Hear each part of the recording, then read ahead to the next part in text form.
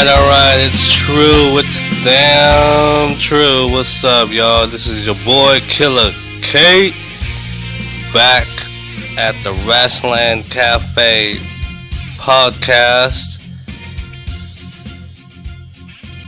number 7. And I got my boy here with me, as always, my co-host, the man that needs no introduction. What up, Big Southern? Yo. Man, so how you been, man? It's been a couple of weeks, bro. Yeah, man. Just trying to stay cool, boy. I tell you, it's hot out there. I had to get up early this morning and get some grass mowed. Woo. Oh, I thought you said you wouldn't get up early in the morning and smoke some grass. Yeah, wish. Well, man, let's jump right into it, man. We got a lot to talk about. As y'all heard there, Kurt Angle, it's true. We open up with that. So let's jump off with that, bro. What did you think about the reveal? Whew. Well, it was shocking. And I'm going to tell you why I think it was shocking. Well, it was shocking to me because I was hearing a lot of people, people were giving their opinions on what they thought it might be and all of this stuff. And a lot of people were jumping into saying it was Dixie Carter because, Dixie Carter made a appearance on Kurt Angle's Homecoming little documentary. And, they were going to be in Nashville and all that good stuff. So, C. Carter lives in Nashville. And then they started saying stuff about Stephanie McMahon and this, that, and the other. And, then I heard a clip from, I know you remember Eric Bischoff. He has a podcast, and he was basically saying the Angle was going to have something to do with Dixie Carter. And I'm wondering if they changed their mind at the last minute because the real Angle they were going to go with got exposed. And I'm wondering if that's, they went along with this Angle instead of the other Angle.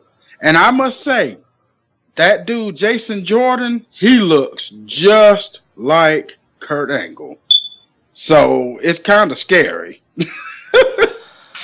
In the story, kind of scary. The thing is, with him being 28, as in Jason Jordan, and Kurt being 48, so that kind of adds a little reality to it in a way. You know what I'm saying? Because they're 20 years apart. Now, if the dude was like 40,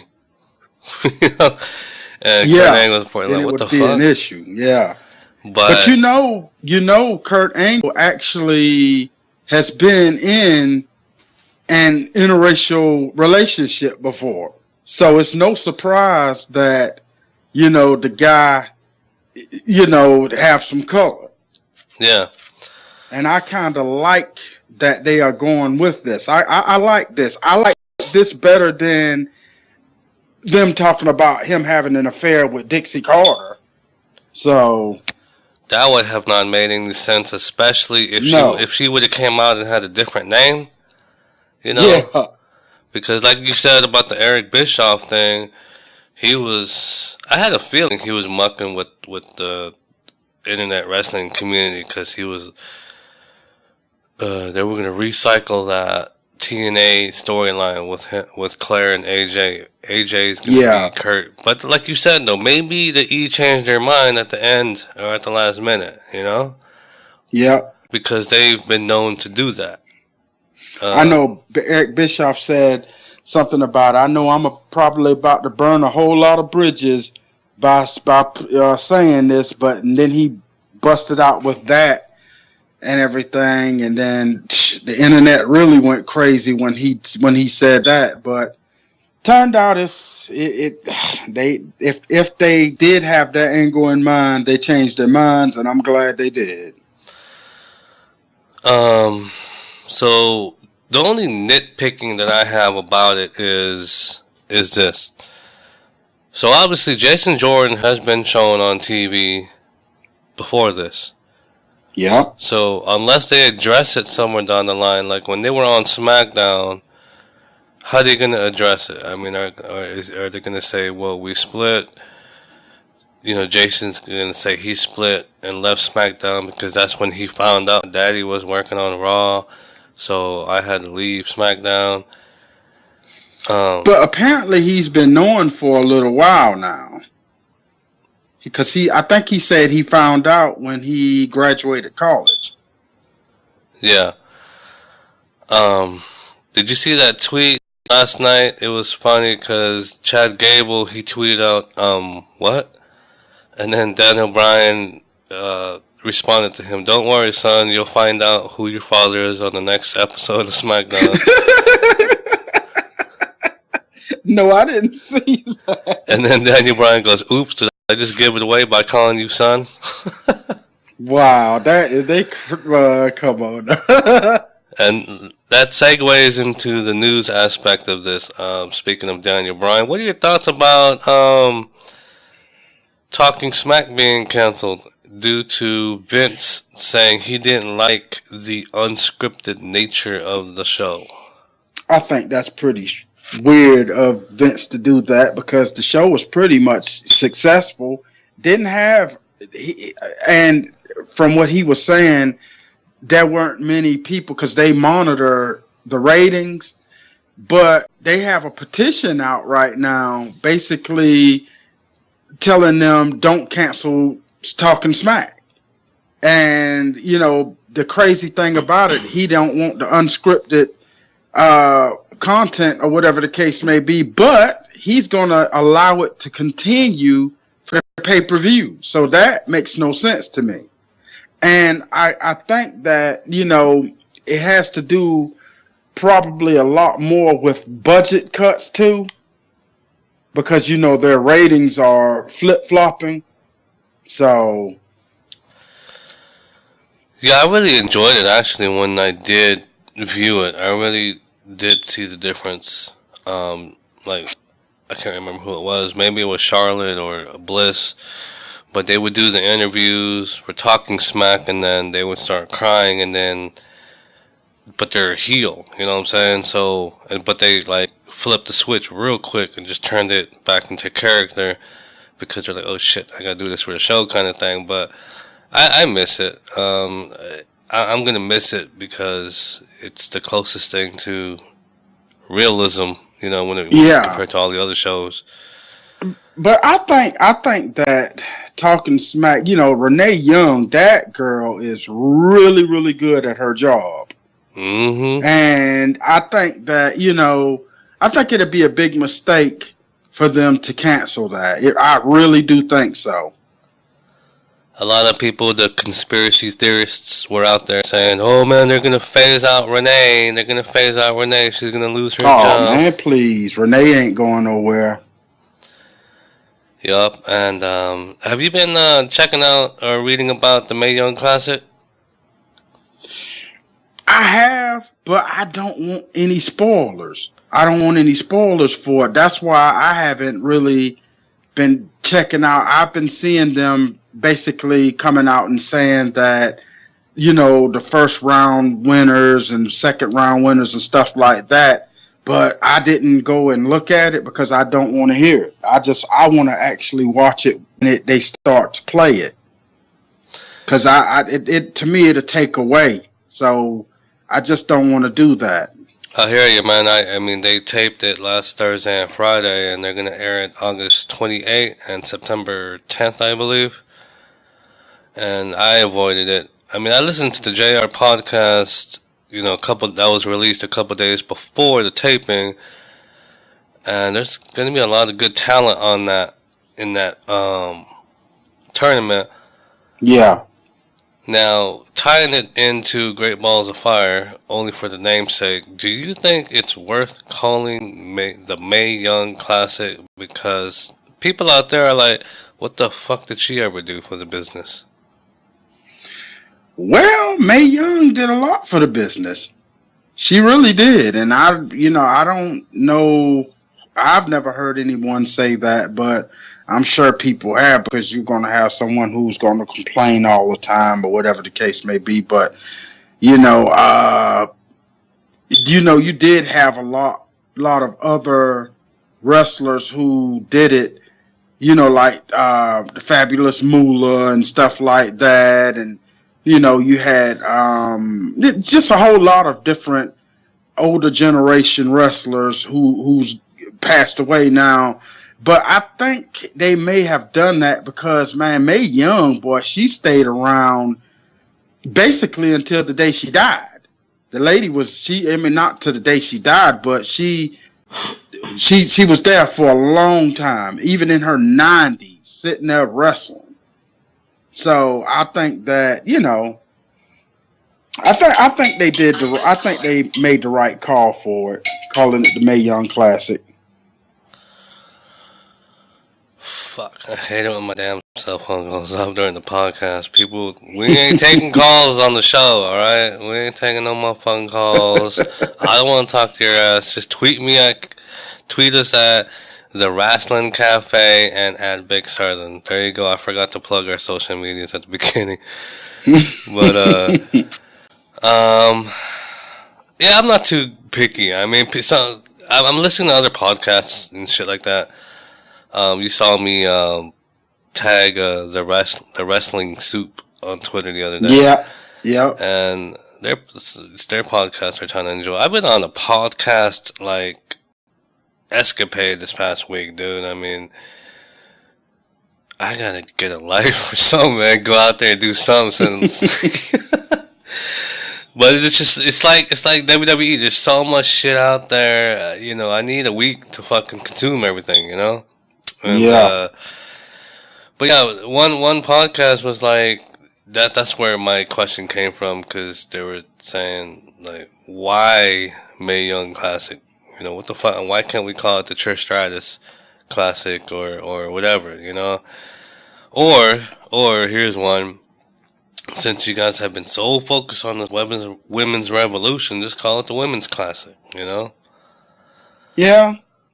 But I mean, I probably would have had a problem with them calling it Trish Stratus Classic.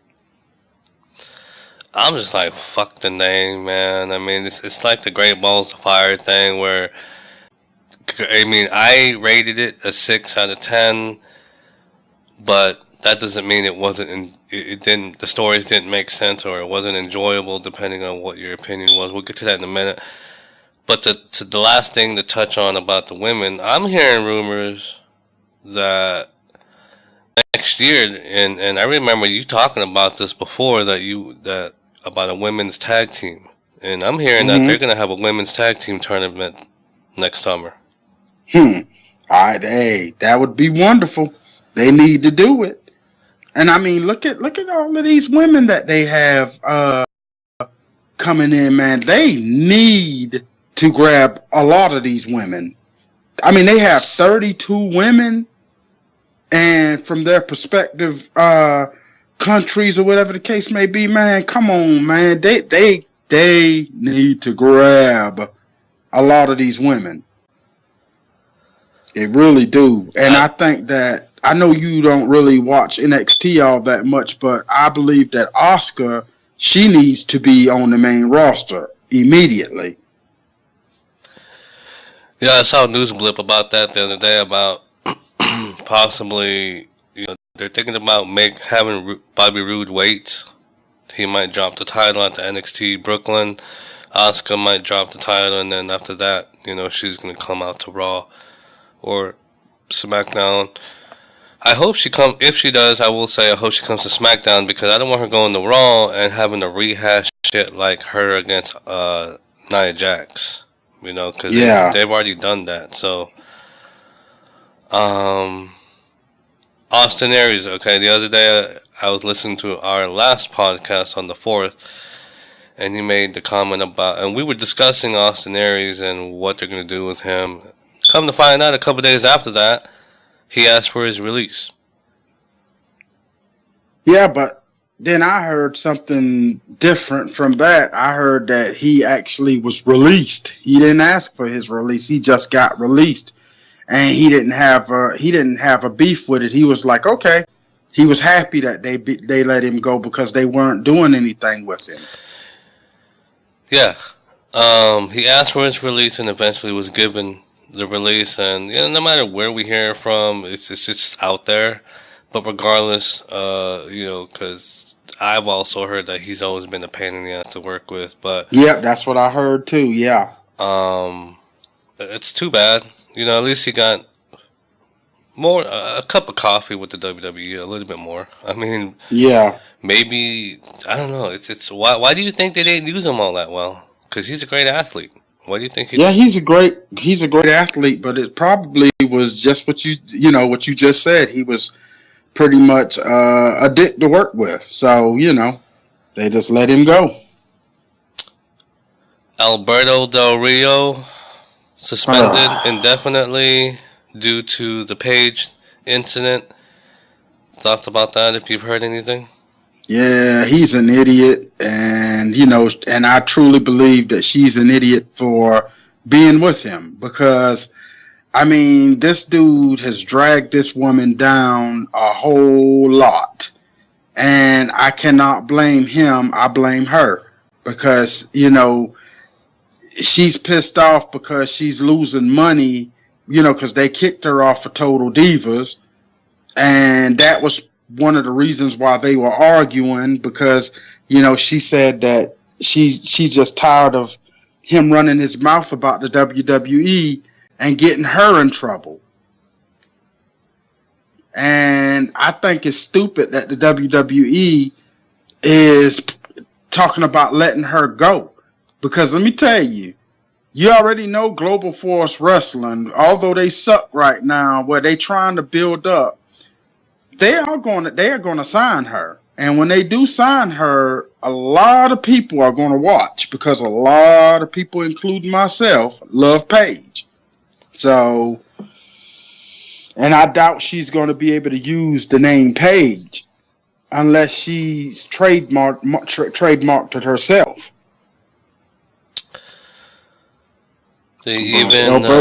Alberto, yeah, I did hear about him being suspended for domestic violence. Man, that motherfucker's just, I mean, what's the deal, man? I mean, here he is at one point saying he's glad to be gone, blah, blah, blah, blah.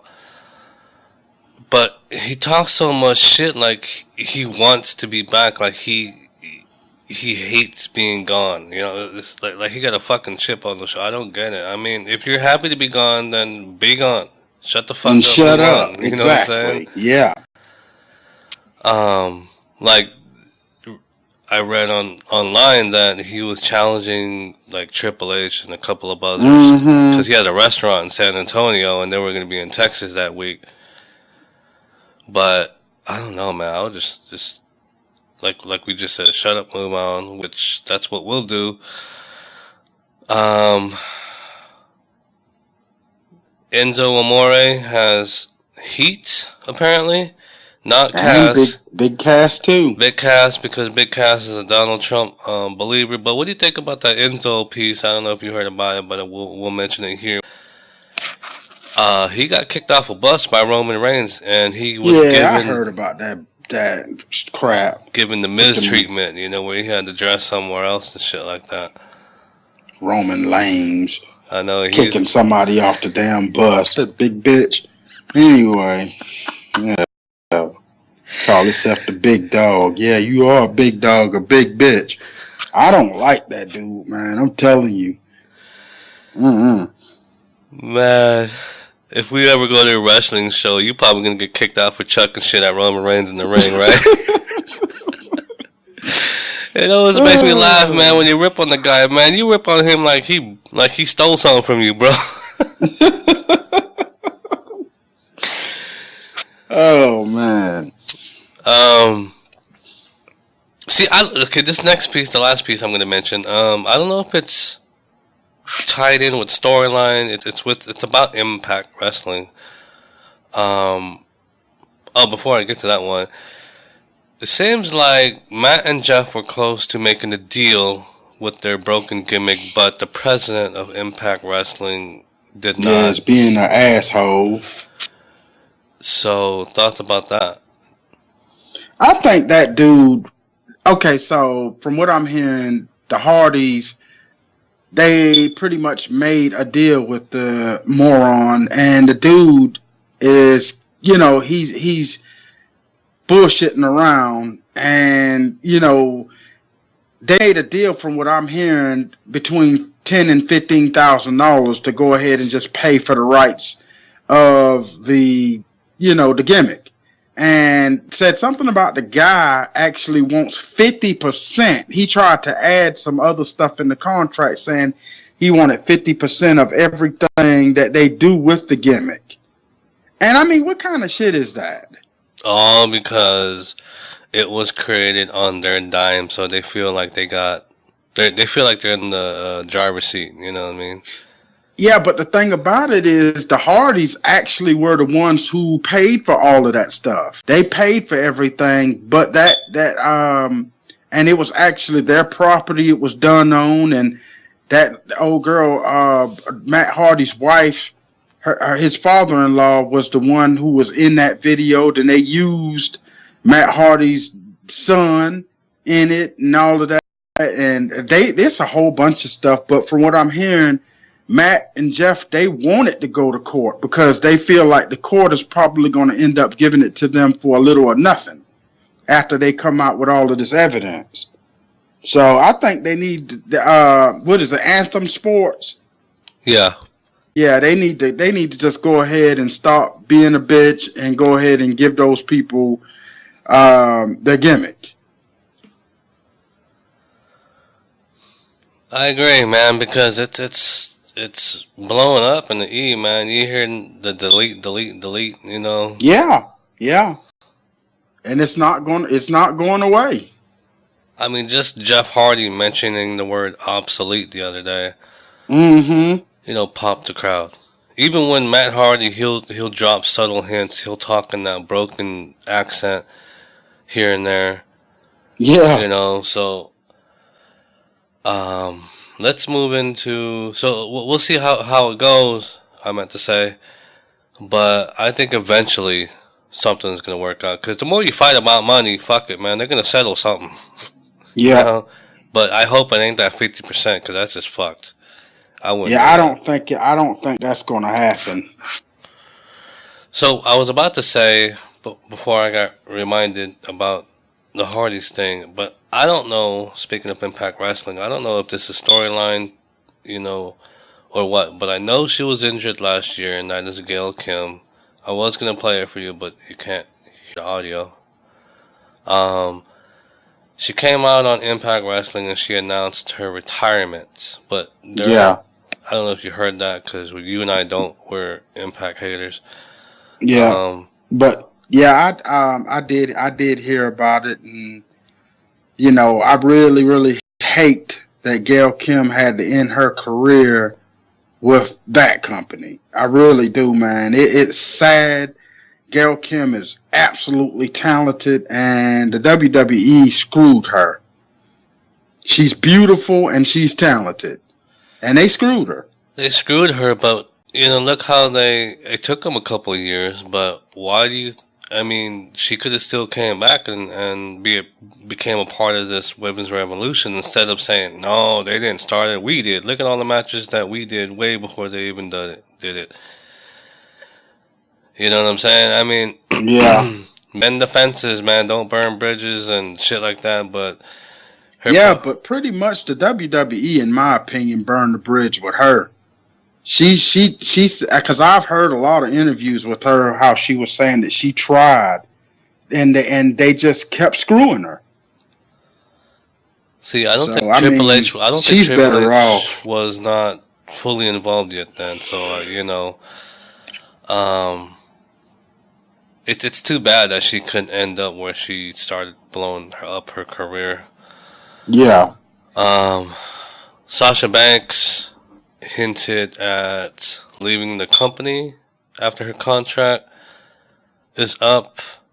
She posted on Instagram, I believe, 2 years, and then something about, I don't have it right here in front of me, but something along the lines of 2 years left. Big plans coming. So what do you think about that? If she leaves. Oh man, I didn't even know about that.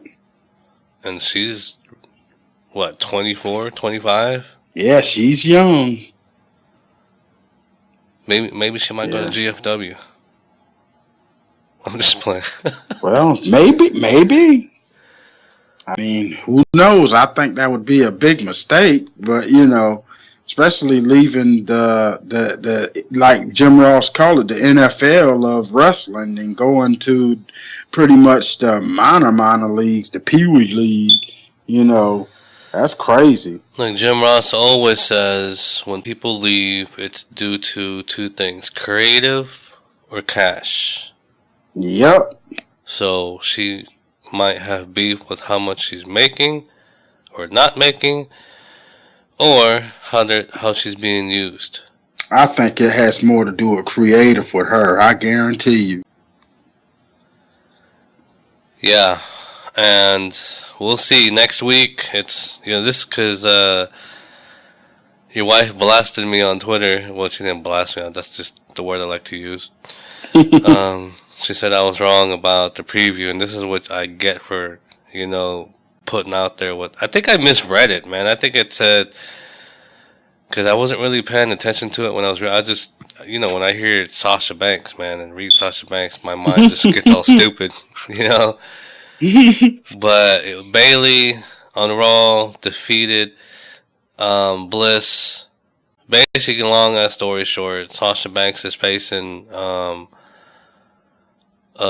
Bailey on the next episode of Raw, and the end result is supposed to be a 4-way for the women's title at SummerSlam, just like the heavyweight championship. I'm hearing that it's supposed to be a 4-way, and it looks like it. I tweeted last night. It looks like a 4-way. After the episode of Raw. Yeah, I saw that. And it looks like they're headed towards a 4-way.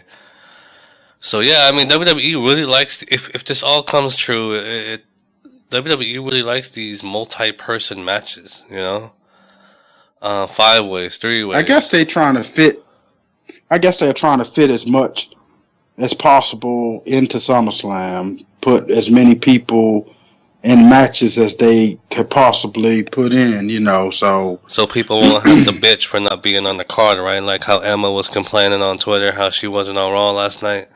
Yeah, I don't blame Emma though, because Emma is really talented, and they are wasting her. Yeah.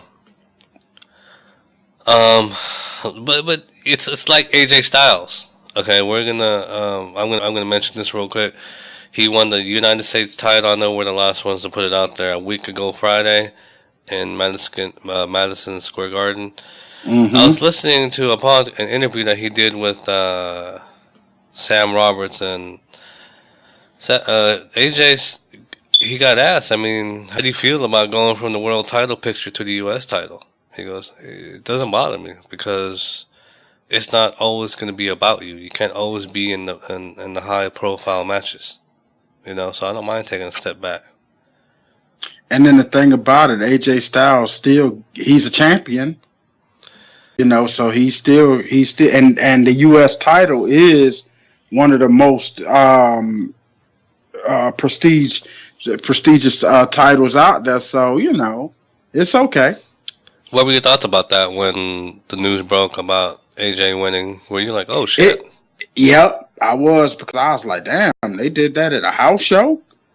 So, I think it's good, and it's not like AJ will never, get a chance to hold the title again.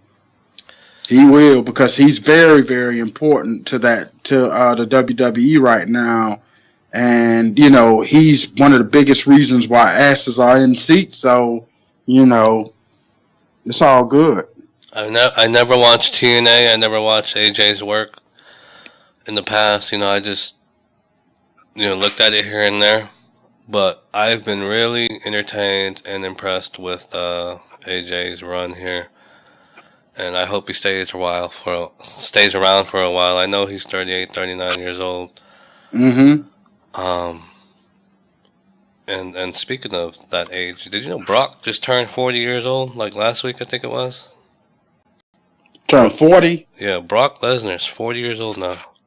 Dang. That's crazy, because I remember when he first came in, man, and he was young, like 24 or something like that. Time flies, doesn't it? Mm-hmm. So, Great Balls of Fire, like I said earlier, I gave it a 6. What did you think about the overall pay-per-view? I was just only disappointed that Goldust and R-Truth wasn't on there. Yeah, I hear you. But I pretty much gave it the same as you, because there were only a few matches that really I liked, so those other matches were like, I was like, it's they just, I don't know. It just, to me, like you said, a 6. It could have been better. I after the Roman Reigns match with Strowman, okay, brutal. Let me put these two out here when it comes to WWE and how they don't make sense sometimes. So on one show, you got a guy who attempted vehicular homicide. Mm-hmm. Nothing happens to him. On another show, this guy causes a woman to not win a match, and he's barred and suspended. Barred from the ringside and suspended. How does that make sense? Makes no sense. There you go. I guess the only defense that the E can have is, well, they're two different shows. We don't control what one show does over the other. But with Roman always doing that spear thing, I kind of not until after the fact, but I'm like, because Strowman just chucked him into the ambulance, off of the momentum of the spear, right? Or he moved out of the way. But I am loving this Strowman character, bro. Yeah. I did not think he would blow up as much as he has. Like last night in Nashville, Tennessee, when he came out, the crowd popped, bro. Unless I'm hearing things, but that crowd was dead all night. In my opinion, they could have been a little bit more enthused. But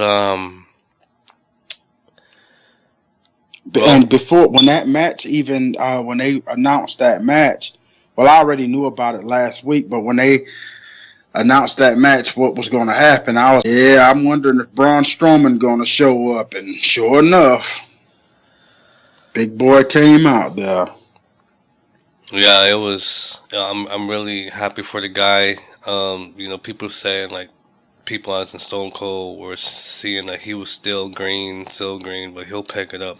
Because he wants to learn. He's a quick learner and things like that. But I'm really happy for the guy, and I just love the fact that it's kind of like the E, in my opinion, it's kind of like saying, look, you guys really think he's Superman? Okay, if he's Superman, why is he having so much problem putting away this big beast? Mm-hmm. And I like the fact that no matter what Roman throws at this guy, he just gets back up. And that was enjoyable to see last night on Raw too, when Samoa Joe and him got into it, and Joe and Roman were both trying to take out Strowman. I don't know if you were still awake during that time or what. Oh yeah, but it was a cool segment. Joe versus Brock. What's your opinion about that? What happened there? Oh man, that was really awesome. The only thing, just like a lot of other people who had a problem with that match, the only problem that I had with that match is the finish. That's it. Other than that, it was a really good match. Yeah, man. I thought that Joe dominated Brock for one thing, and after Joe dominated Brock, Brock got in his suplexes, of course, and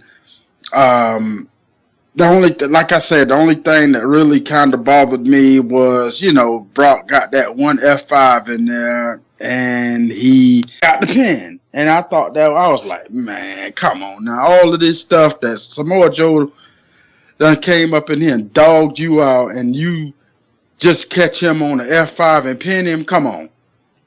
I was like, But I do not think that it killed anything with Joe, though. It still made Joe look strong. And I was glad that they didn't have Joe to come and get bitched out by Brock. So. Yeah, I mean, the way they booked. And it still would be legit for if Joe were to get the belt. It wouldn't tarnish anything. I agree. I mean, the way they booked Joe did not disappoint me at all. I mean, he's the only, from memory, he's the only guy that really, quote, brought it to Brock. I mean, jumping Brock before the match even began, slamming him through a table, yada yada. I mean, it was badass, dude. That match was extremely entertaining, and it really put Brock, like, in a position where he's just a fighting champion. He was just hanging on by a thread. That's what it looked like. But 8 minutes, one F5. It took. Yeah. I'm not trying to put these guys in the same category, but it took how many to put out the Undertaker? But I think Joe will be back in the picture. Oh yeah. And with SummerSlam coming up in about a month or so, we'll see what happens. I tweeted that it's a 4-way, so Brock doesn't have to take the pin, but I would not want them to put it on Roman. No. I'd rather have them put it on Joe than Strowman, than the other two. Yeah. And have Joe take it to WrestleMania and then do the Brock match there.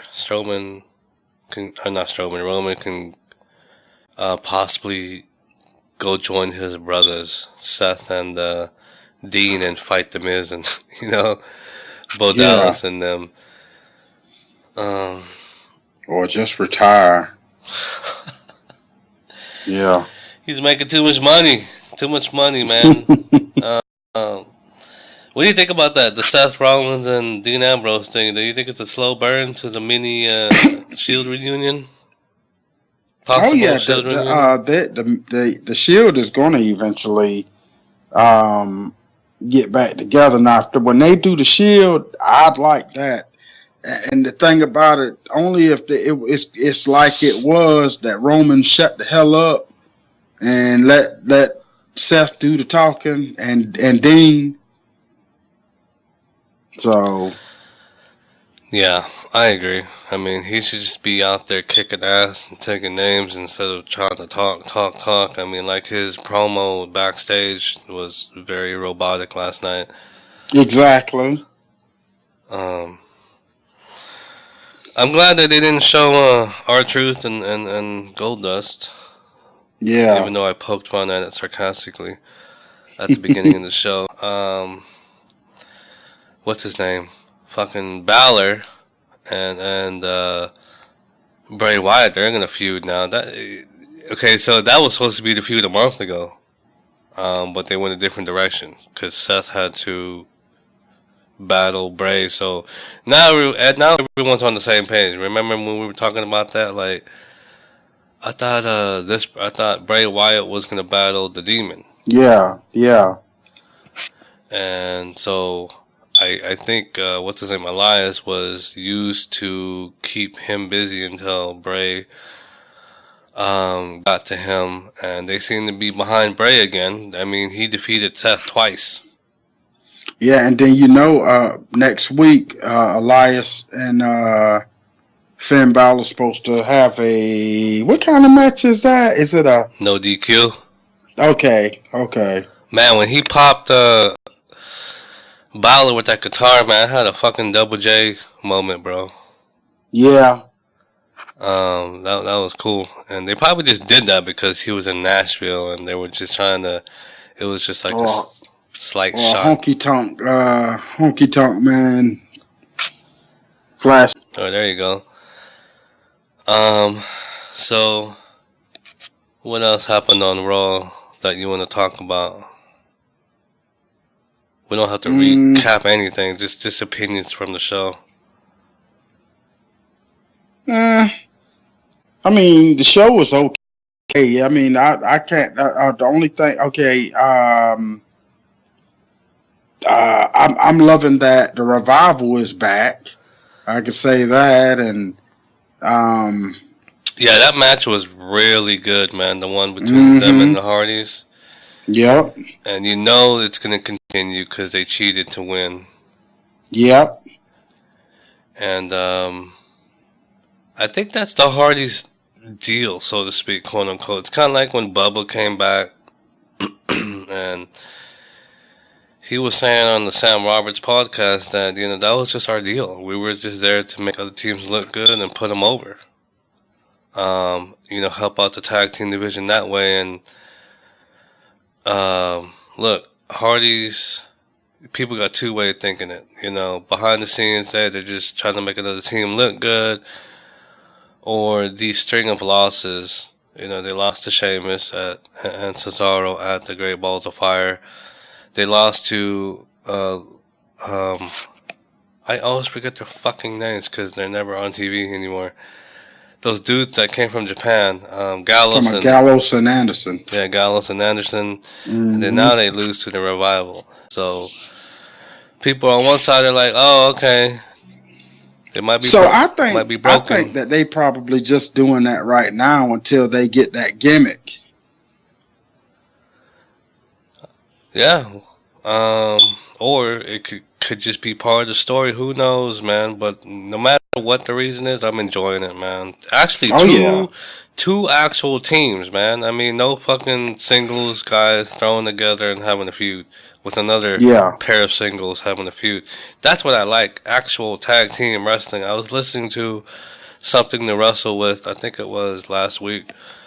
They were talking about Demolition, and man, the memories that flooded back, man. They were talking about, you know, the Bulldogs, the Rougeau brothers, the Hart Foundation. I was just thinking back, Powers of Pain, the Legion, the Road Warriors. Yep. I miss those days when it came to tag team wrestling. I wish Vince would just give it up already and be like, look. Because you could make stars out of tag teams, man. I mean, look at Shawn Michaels. Look at Brett. You know? Yeah. Even look at the Hardys. People say Jeff Hardy is the star out of the show, out of the team. You know? You may disagree, but... no, I don't. I mean, Matt's not doing too badly for himself, but Jeff, he's always been the guy that made the most money, that got the biggest pop and the bigger pop between the two, but... Oh well, I guess. And the title. Oh yeah, what he's a former. I think he held the heavyweight title two times. Yeah, I'm about to say that twice. Couldn't think of it. He's held all the titles, hasn't he? Except for the U.S. title. He's held the IC title, the tag team title, the hardcore title.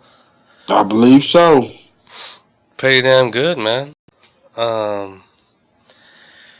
So yeah, Raw was. The only problem that I had was, not problem per se, but maybe my expectations are set too high, but I wish the reveal would have been something different. I'm happy for Jason Jordan.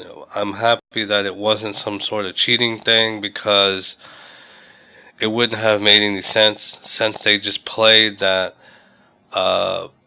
documentary on the network, which... You know, I managed to watch, and I thought it, you know, to be honest, bro, it was done. I ain't trying to sound like smart or anything, but he's had numerous interviews over the years, and basically that documentary was basically a repeat of whatever all the interviews I read over the years.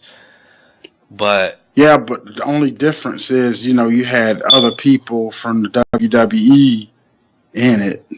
Yeah, and that's what I was headed to. It was great to hear other people, talking about it Yeah. and this and that. Before, when I was, visiting the issue, it was just him talking, but it was great to see those reactions, like Triple H when he returned, to see Stephanie's reaction, and Mickey James, I think it was too, and just to name a few.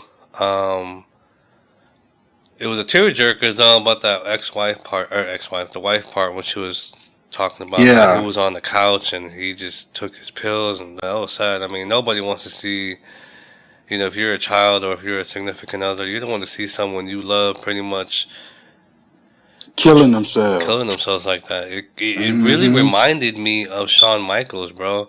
When Shawn Michaels was talking about that's how he found Jesus, and he was just on the couch, just pill popping and drinking, and he just couldn't get up off the couch. And then I think he said something like when his kid climbed up on top of him and asked him what's wrong with Dad, that's when he decided to turn his shit around. Same thing happened to Sting. And so I'm glad it all worked out for him, and especially how he got a new son. He got to be thankful after 28 years he ain't behind on child support or anything like that. But what were your thoughts about? Because I know you were talking about it and you said you liked it elsewhere, but let's have you talk about it here. What do you think about that coming home documentary for Kurt? Did they leave it? Oh man, I enjoyed that. I really did. I really enjoyed it. It was some things that were in it that I didn't know, and then it was surprising to see Dixie Carter own it, and it was really nice just to see how they welcomed him back and everything, and and then his wife, man, the way that she was talking about him, and you could tell that she really loved him, and that dude got a beautiful wife. She is beautiful. And I don't know if you ever paid attention to his ex-wife, Karen. She's married to Jeff Jarrett now, but that was a fine little thing too. But anyway, we're not going there. But yeah, I thought that the documentary was really nicely done. It brought back a lot of memories, man, and I really, from an entertaining standpoint, I was thoroughly entertained. Brought back a lot of memories, man. My homeboy, I was talking to a homeboy of mine, and he was saying that he wonders if they are gonna use some of that documentary for a Kurt Angle DVD, because you already know they are gonna do a Kurt Angle DVD. How much different would the DVD be, though? I mean, what else? What more can you say? I mean, yeah, but it would be nice if they could. It would be nice if they could take some of the stuff that he did in TNA and WWE and put it on a DVD. But you already know that ain't gonna happen. Yeah. So it looks like Kurt Angle might be on TV for a while. Of course, I know you didn't believe it, but he was sitting there saying, this could cost me my job. This could blah, blah, blah, blah, blah. And I'm just thankful, man, that big reveal, fucking Stephanie McMahon didn't pop out, man, or something. Right. Or Dixie Carter. I'm glad it wasn't neither one of them. But I think that this... I guarantee you, probably a little down the line, Jason Jordan and Kurt Angle probably gonna end up having a match. Yeah, I was thinking about that last night too. I mean, like, Jason is just gonna use him for just to climb up the ladder, and then somewhere turn on him, and then people are already saying, "Hey, it's gonna be Kurt and this guy at WrestleMania." So slow as burn. Yeah. But just for the wrestling aspect, that would be just pay. I would pay just to see that match. Man, yes, sir. $9.99. Yeah.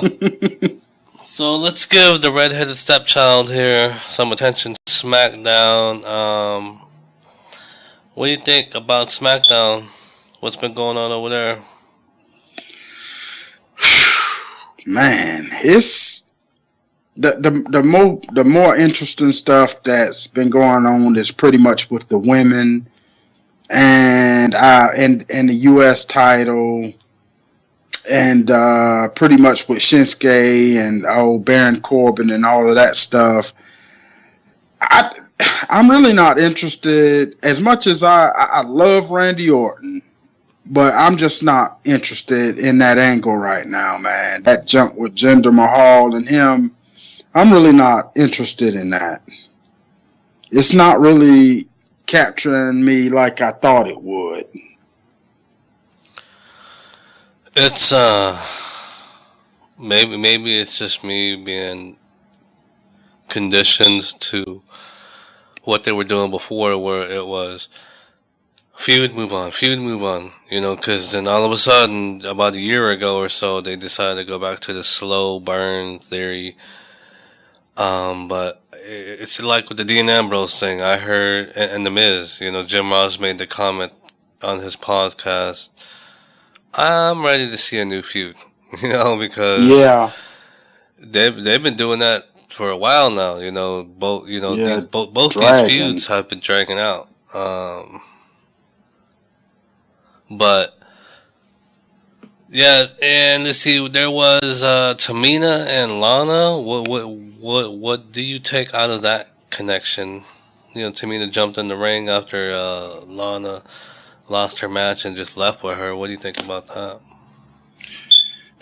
I guess we'll see what they're going to be doing with that, because Tamina is pretty much family, with Naomi. So I don't understand. I don't know what they are doing with that. I remember in the last podcast you were saying that Lana might just win. Fuck, she lost in 10 seconds.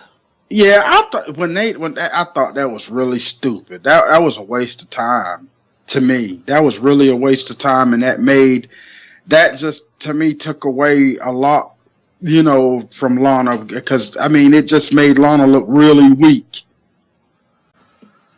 And now at this Battleground pay-per-view, they are going to have a freaking match. And Lana is going to be in that match, and I'm like, for what? Y'all have already made her look weak. Yeah. So I don't know. And then I don't even think the women's title is going to be defended at that pay-per-view. Yeah, I was just about to ask you that, is because I don't have the card. I don't have the card in front of me, but. So I'm going off memory here. Unless they are going to mention something about it tonight. But who is she going to defend it against? Because the rest of the division is tied up in that match. So, okay, wait a minute. So is that 5-way match going to be at Battleground, or is it going to be on SmackDown tonight? It's at Battleground. Okay. And then I didn't know if I was confusing that. Yeah, and the winner goes to SummerSlam. SummerSlam. That's right. Yeah, that's right. Because last I remember, they were wanting, or somebody, can't remember, man, if Lana wanted to be in the match or the other women wanted Lana to be in the match, but somehow Lana's, I don't know, I've been more focused on Raw lately. My bad. So you gotta help me out here with SmackDown. I think that Carmella is probably going to cash in at SummerSlam. I've been on this fucking Samoa Joe and Brock Lesnar high that I forgot about. Oh yeah, yeah. But yeah, I see Carmella, because that's her hometown. You know what I mean? Mm-hmm. SummerSlam's going to take place in the Barclays Center, right, in Brooklyn? I know it's going to be in Brooklyn, yeah. And that's her hometown, so... But she's a heel. I mean, she would only get a ginormous pop when she does that, but... Maybe that's the plan, to turn her back into a face or something, but I don't know. Nah, I think she needs to stay heel, because I think she talks better as a heel. I think they should have given her the microphone a long time ago, because the girl, she has some talking skills. That's what I like. Her talking is better than her wrestling skills right now, but I think she's doing a lot better now than she was in the beginning. Yeah, her and Kaz are doing pretty well. That whole Kaz whole thing is hilarious, dude. Instead of calling him asshole. Yeah. Now they're gonna have little kids going to school. You stupid Kaz hole, whatever. But yeah. Oh yeah, we didn't talk about that, but it's a slow burn to SummerSlam. Typical 50-50. Big Show got the best of Kaz the week before, and then here Kaz getting the best of the Big Show. But we've talked about that. We beat it into the ground that Big Show's there to just put him over. Exactly. But I appreciate the effort trying to make it look like that he ain't got no chance. Kaz, that is. Back to SmackDown. So there's who you calling on that match? I've been wrong like a motherfucker, man, these past several months for the women's match at Battleground. Who do you got for that, for the winner? Ooh, boy. I got to go with my girl Charlotte on this one, man. I mean, that's my girl right there. Yeah, we thought she was going to win at the last time they were on pay-per-view, but it came out to be Carmella. We thought Charlotte was going to take, at least I'm talking about me. I was finna say, I didn't say Charlotte. And I thought Charlotte was going to take it on the second Money in the Bank, but she didn't. But after seeing what happened on SmackDown, where Lana cost Charlotte the match in that tag team match on SmackDown last week, or that could have just been part of the storyline going into Battleground. I don't know. I don't see Charlotte winning. For some reason, I think Charlotte might be tied with Lana for SummerSlam, which would be a huge step down in my opinion. Yeah, that would be a definite step down. Because I was going to say she might battle Becky Lynch. That was my original thing, which I was way off about that. We done seen that before, too, but that's why I'm like, no, they don't need to do that. Because on all over the web, here and there, they're talking about, I mean, not the E, but it was mentioned that Becky Lynch wants, it ties in with the Mae Young Classic. I haven't read anything, just like you. I just want to wait and see what happens, but something about, there's a UFC fighter that she wants to fight at WWE, but that's been going on for years, where certain wrestlers want certain members of another organization to come over. That's just talk, and it's just to get people to think like, oh shit, this might happen. Like Ronda Rousey supposedly might be signing a contract. Triple H. Now, I heard that Ronda Rousey probably is going to sign with them. I hope so. Yeah. I mean, next to Brock, she'd be the next legitimate athlete there. Mm-hmm. And Charlotte has always voiced that, hey, that would be one of her dream matches, WrestleMania, her and Rousey. Man, that would be awesome. That would be. So you're calling who again for the Charlotte? Charlotte, okay. I fucked up last time. I called Tamina on the Money in the Bank. I remember that shit too. Oh man. Hey man, they got me sucked in with this whole land of opportunity shit. So I was like, okay, let's give Tamina an opportunity. So I'm gonna be realistic here. I really want Becky to win, bro, because it seems like they've been teasing us like, okay, she's this close to winning, but every time she gets close to winning, somebody fucks it up. Like earlier in the year, it was always Mickey James interfering in Carmella's matches, and now it's James Ellsworth.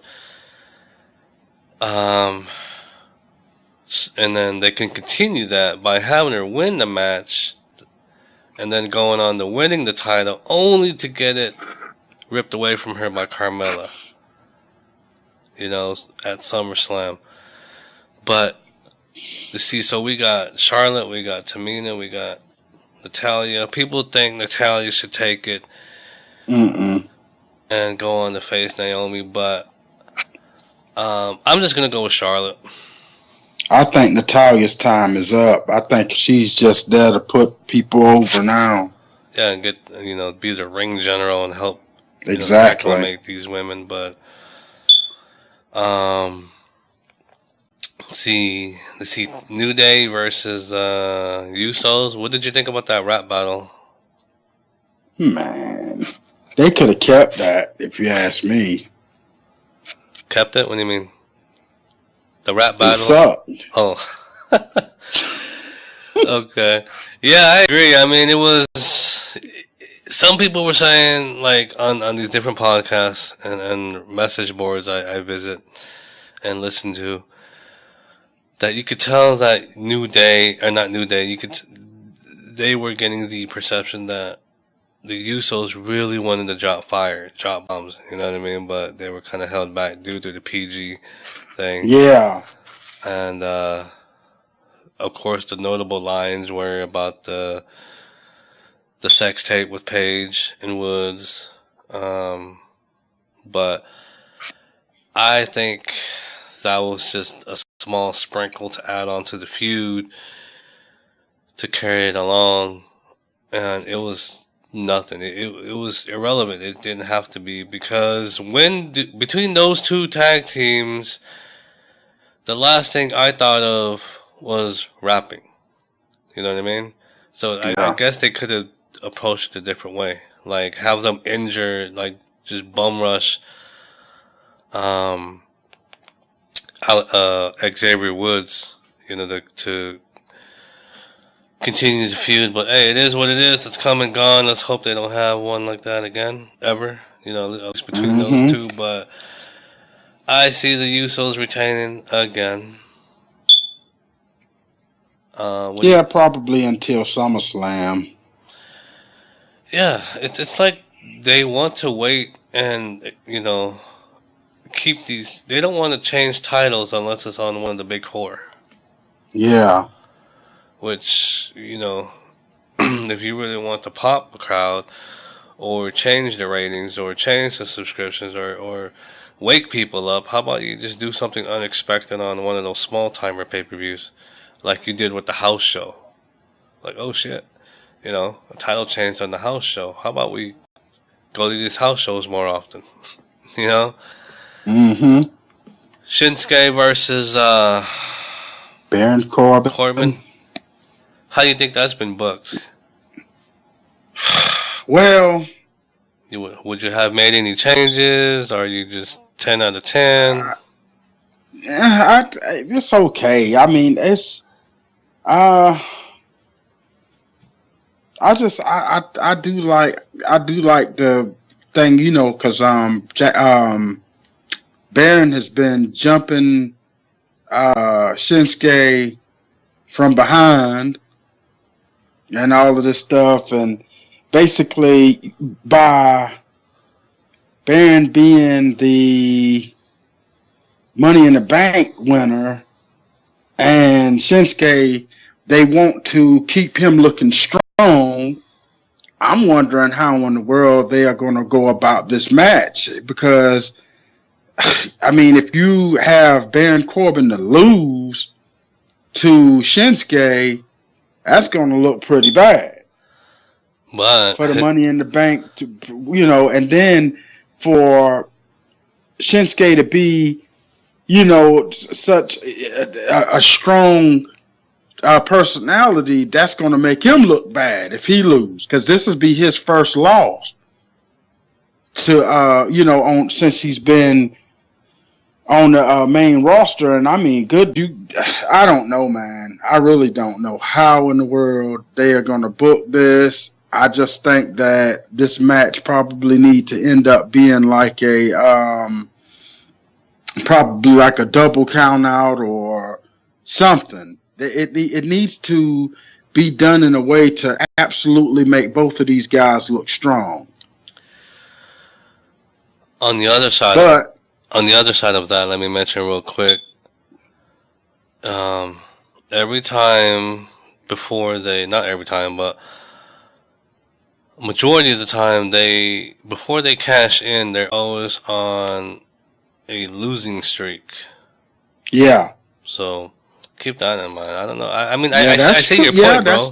That is a good point. I see your point, though. I mean, because it seems like Corbin is the chosen one of the chosen ones, and they want to build him up and blah blah blah blah. And yeah, you make a valid point. It's kind of like the Brock and the Joe thing. It's like, you got to protect somebody somehow, but they didn't protect Joe, or it was just an all-out match. So maybe that's just how it might end that way, like with Brock and Joe. They're just gonna battle and battle and battle until the better man wins. I mean, it's kind of like somebody else that we know.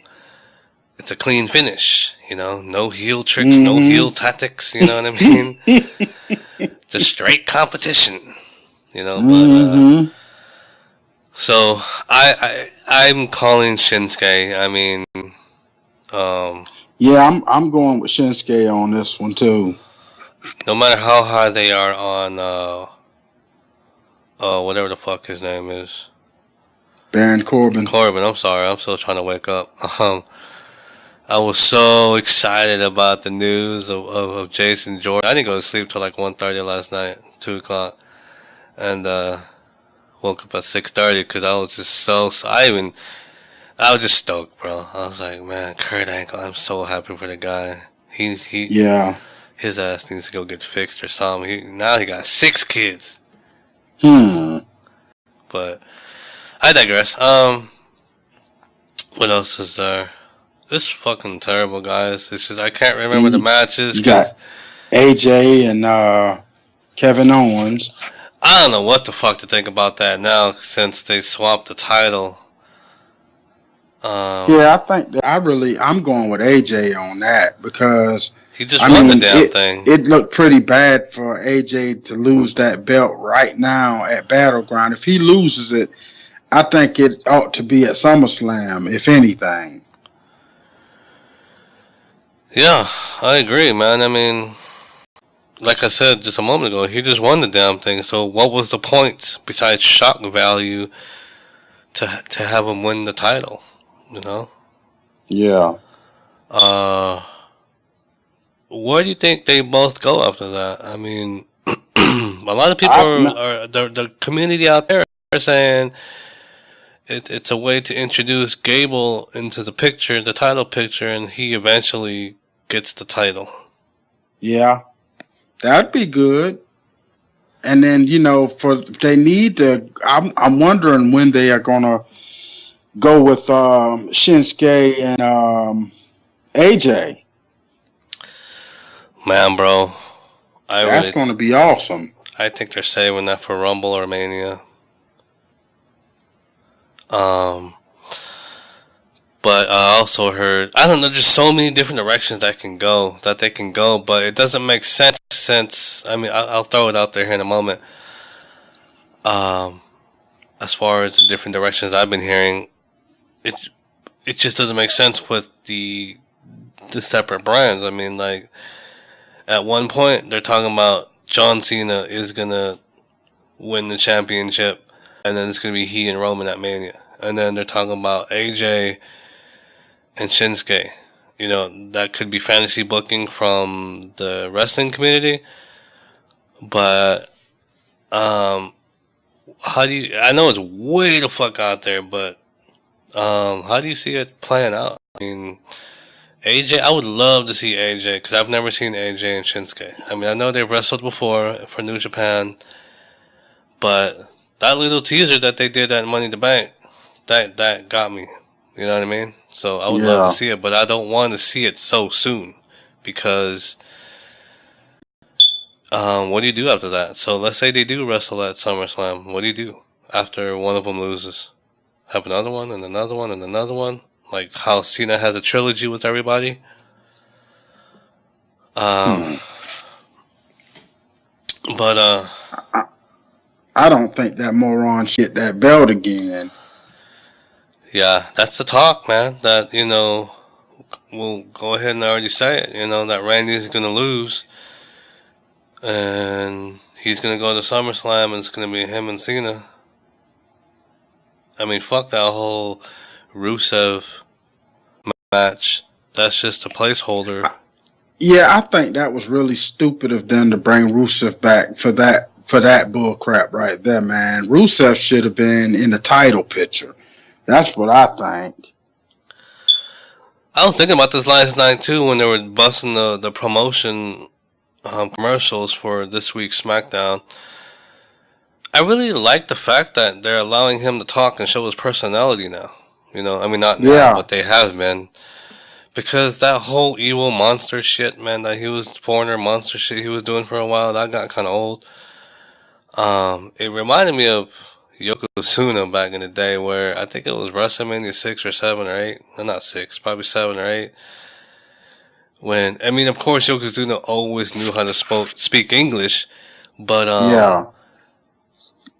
but they had him speak English for the first time after Mania or one of those pay-per-views, and I agree with you. I at least have him in the U.S. title picture or something, not just some bullshit feud. Is that match going to be at Battleground or is it tonight on SmackDown, the flag match? I think it's Battleground. I think, yeah, that's Battleground. So, predictions there, not worth talking about. You already know they're going to probably let John Cena get that, man. USA, come on now. John Cena probably going to end up winning that match. You think Lana will get involved? Do you see her managing still? No, I doubt it. So they trying to keep Lana and Rusev apart. Okay. Yeah, I'm calling Cena. Calling Cena because he's Super Cena. Exactly. So what's left there to talk about? Did we just cover everything? Stupid Punjabi prison match. Yeah, they're gonna as of this recording, they're bringing the prison to SmackDown. Mm-hmm. That has yet to air as of this recording, but I'm just interested to see how he's gonna lose. You know, I mean, we know the ending of the story. We already know Randy is gonna lose, so you may as well just go ahead on it and be real. He's gonna lose. But how is he gonna lose? Is it the Singh brothers? Are they gonna prevent him from leaving the cage? Because that's how you win the match, right? You gotta leave the cage.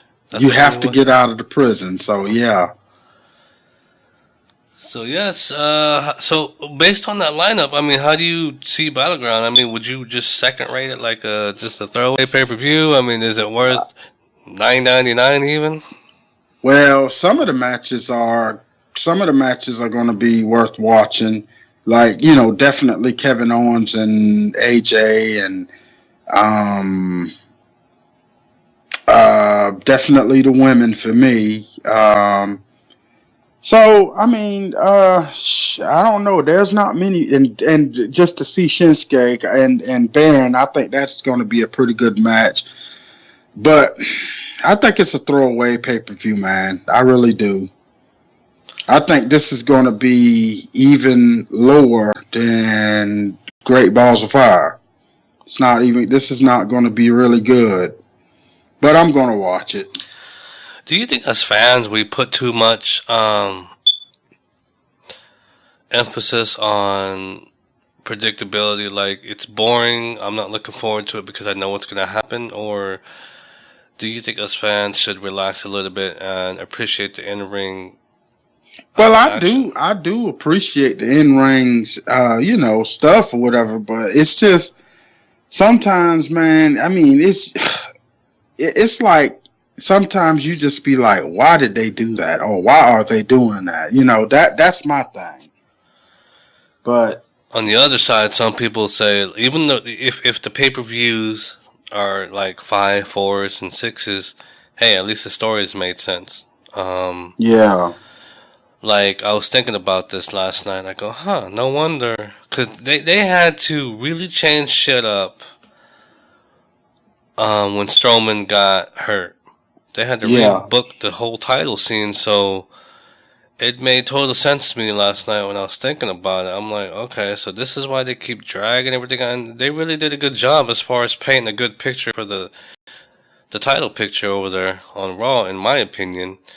Basically, nobody can't get along. Nobody can't beat somebody. No, this person keep doing this and doing that. So it's like, okay, fuck it. Let's just throw everybody together in the ring, I mean, yeah, it took them fucking 3-4 months to figure that idea out, but they had to drag it out, So I think for the idea that they had to come up with, I thought it was a pretty good idea. I mean, how do you, the bookings, the overall booking scene, you can pick whatever one you want, whether it be the IC title, the world title. I mean, how do you overall see the booking as far as how they're doing it? I think that they can do a better job, but I mean, I don't know, man. It's I just think that they could do a better job. That's my overall with that. I believe that they can do a better job, and sometimes it just feel like they are just throwing stuff together at the last minute. That's what it seems like to me sometimes.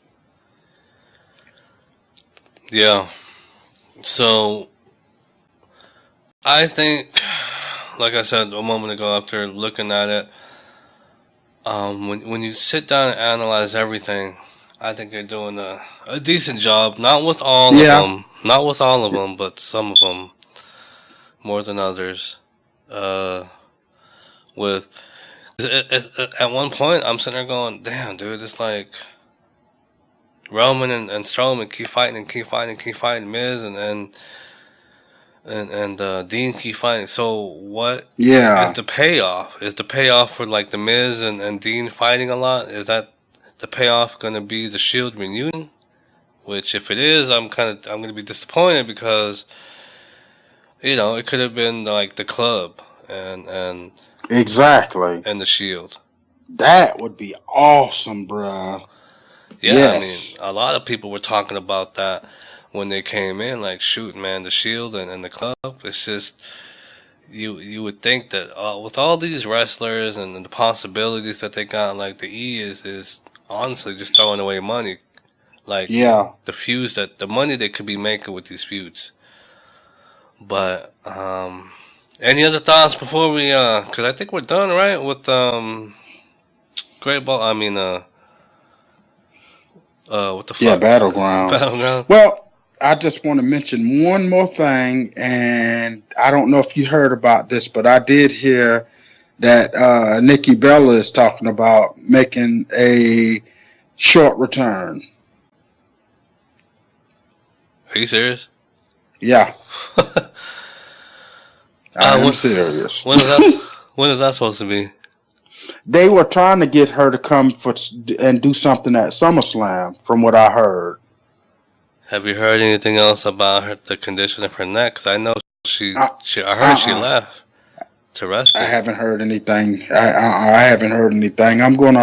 I'll probably do a little more research on that. That was just something that I heard about. So, I heard Brie Bella. She was listed as a legend.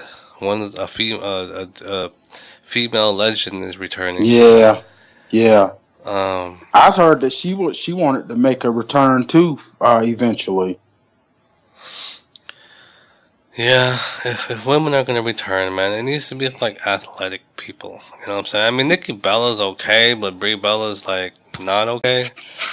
Cause Brie Bella is just like I like Brie. Well, Brie Bella's just a fucking Daniel Bryan's ripoff, bro. I mean, she's just a female version of that. I mean, her moveset, the kicks, the drop kicks. But she's actually she's both. Well, you know, both of them. Both of them are athletic because both of them were into sports and stuff in college and high school and stuff. Because both of them played soccer, and Nikki could have actually went pro, but she decided to go to do wrestling instead. Yeah, and they got her a broken freaking neck, right? Yeah, that's about the size of it. Pretty much a broken neck, yeah. But yeah, if she does come back, because towards that last run there, I thought she was bringing it, you know. Yeah, but she just don't. I think that she needs to. If she comes back, she don't need to stay long. She just need to. If she's gonna do anything, just come and put somebody over and go home and find somebody who's gonna give you some babies. That's what I say. Who's she gonna put over, Lana? I don't know. I have no idea. So, yeah, guys, we're going to wrap this up. Before we close out, let's plug our social media at Big Southern, at the Rasslin Cafe, and the website, www.therrasslincafe.com. And it looks like the next thing we can talk about is SummerSlam, or we might come up with something different, or something. I don't know. I'll talk. Well, we're gonna have to come back and do our review of Battleground. Oh yeah, fucking forgot. See, this is why I got a co-host, people, because I can't remember everything. It's like, okay, so you're gonna judge it. You're gonna prejudge it. So. Did it really meet your expectations? Just like Money, what was Raw's last pay-per-view? I already forgot already. It was Great Balls of Fire. I didn't pay attention. I will not lie. I did not pay attention too much to that pay-per-view. I just had it on in the background. The only match I was really focused on was Brock. Joe and Brock. But I think a lot of people were more focused on that Joe and Brock match. I agree. So, but,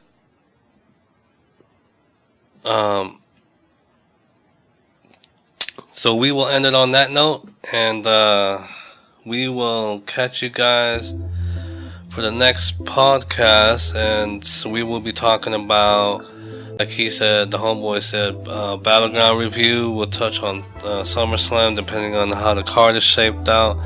If not, we'll figure something out. But we'll see you guys on the flip, y'all. Thanks for listening. Peace. We don't just set the bar.